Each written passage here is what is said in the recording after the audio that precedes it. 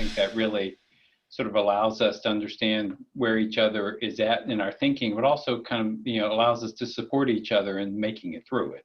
Dr. Drew Pate, chief of psychiatry for LifeBridge Health, says more and more people are getting frustrated with what's happening now concerning the pandemic and the future and its toll that it's taking on their mental health.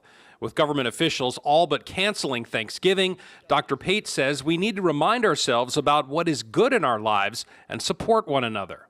Thinking about that future time, thinking about the time when you're first going to be able to have that reshared, hug or vacation or trip to see the grandparents is really, I think, the way to bring that back into your mind as a reality. And the stresses of COVID are affecting people of all ages. Mental health should be a priority right now. Kim Burton, acting director of older adults programs for the Mental Health Association of Maryland, says older adults, while more resilient, could still be impacted by isolation and fear of getting COVID. So communication is key. And instead of talking them out of that distress, let them talk about that distress. It's really important that they can communicate how they're feeling. Communication is also important when dealing with young people.